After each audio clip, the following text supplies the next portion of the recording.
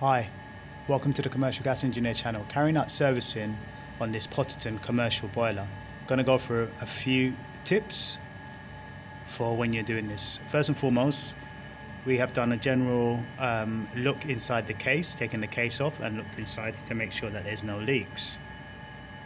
Now, secondly, having a look at the flame picture, and then there is combustion. So we have to ensure that the boiler is in low fire. 1, 2, 3, 4. It's on now. Let's give it a moment. Press I. 0%. Perfect. That's what we want.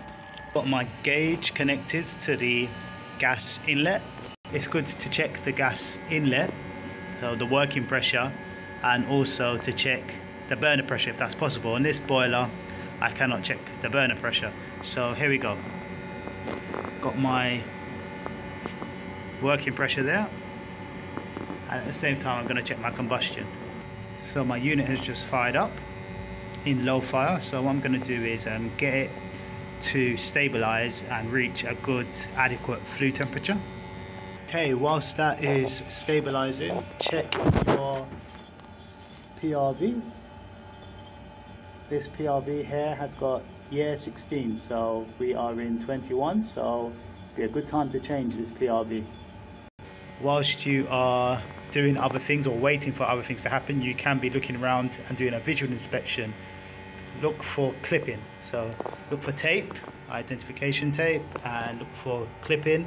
Feel things, especially like the gas pipe. Give it a little, see if there's any play, any movement. This one's got a little bit of play. They don't have many clips. Another clip up here.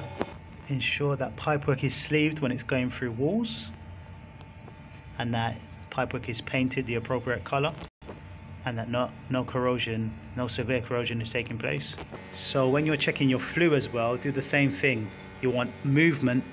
Check for movement on your flue, check for clipping, and check the entire run of the flue. Do your flue flow test, your spillage test, and just ensure that there's no movement, severe movement on the flue, that it's clipped, and that you follow the entire run of the flue. Follow your training.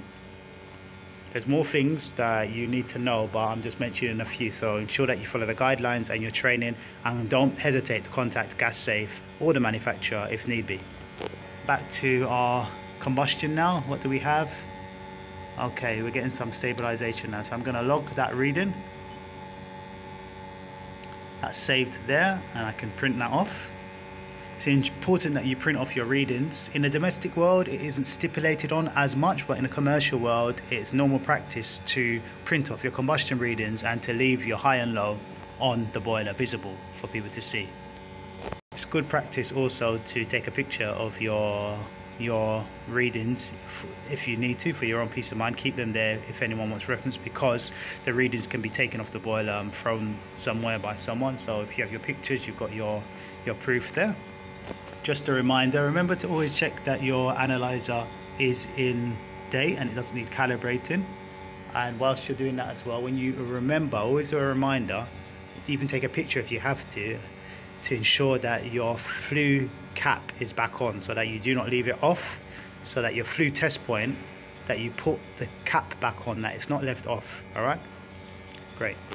Okay, now time to ramp it up to 100%. Ensure that your pump, your shunt pump, is running. We don't want any circulation problems with the boiler. We don't need kettling whilst we're in high fire. So at 100%, okay, great.